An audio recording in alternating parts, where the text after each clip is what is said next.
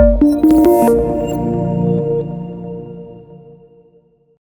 everyone, this is Kalyan Kumar this side and welcome back to Chemistry Universe.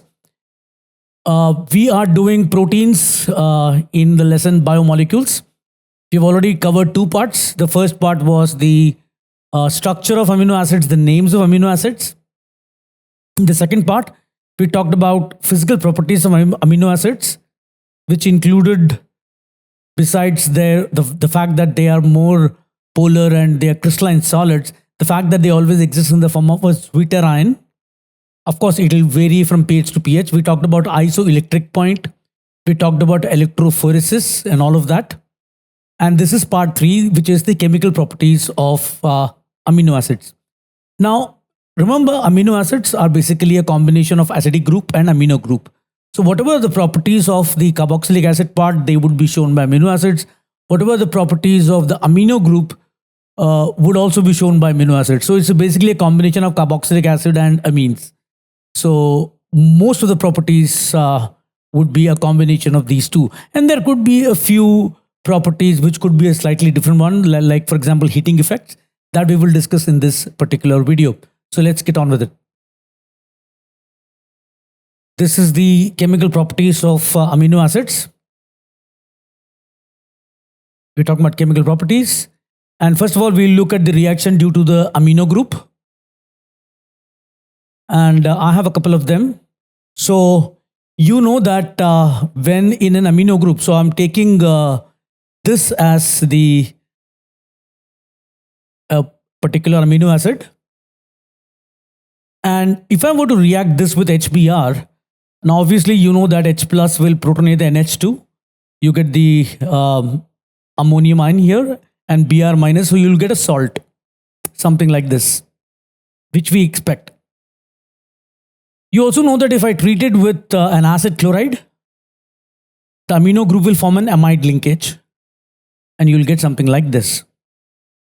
And if we treat it with Na2HCl, remember, diazonium, but since it is aliphatic, it's not going to exist as diazonium, it will form an alcohol, so you'll get an OH here.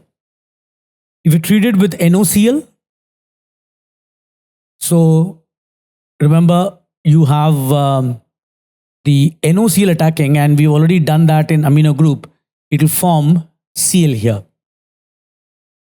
And then with the NOBr, you'll obviously get a Br here. And then you have again an acid chloride, but this one is a Schotten-Baumann type reaction, and you'll get amide. And with formaldehyde, you will get an imine. Now, in the reaction with formaldehyde, the product formed is an imine acid, which is acidic, as the imine group is not basic.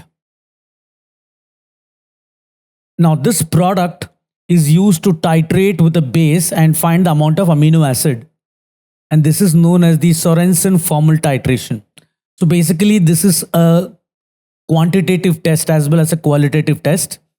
And primarily a quantitative test. So you can titrate and find out the amount of amino acids using this particular reaction with formaldehyde.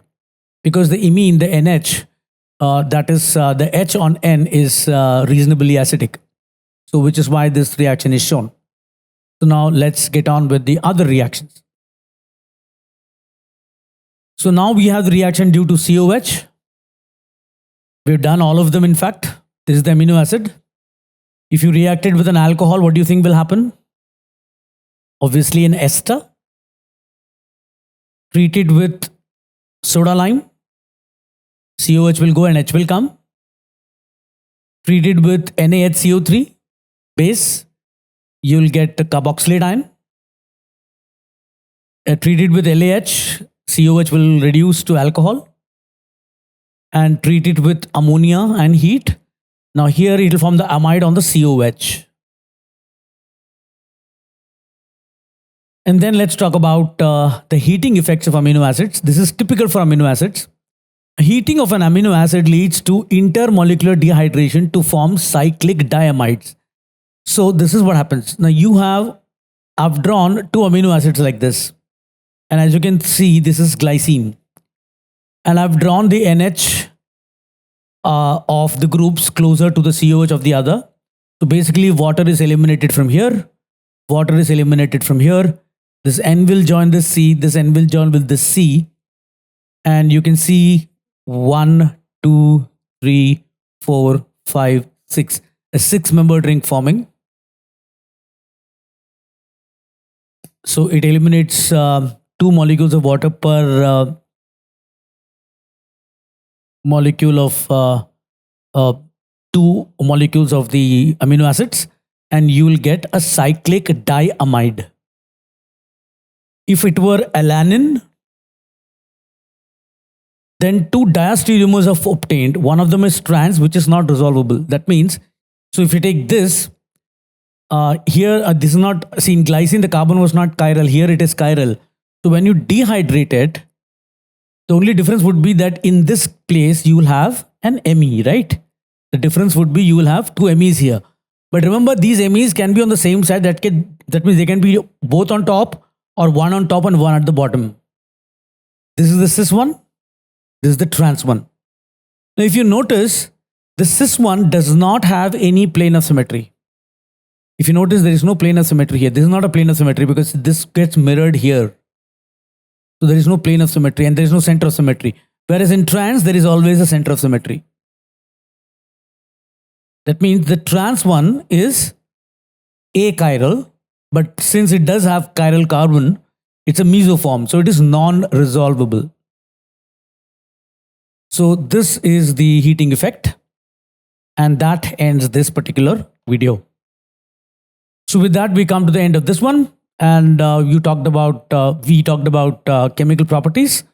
And so in the future videos, we're going to talk more on some more reactions and peptides. We're going to talk about proteins.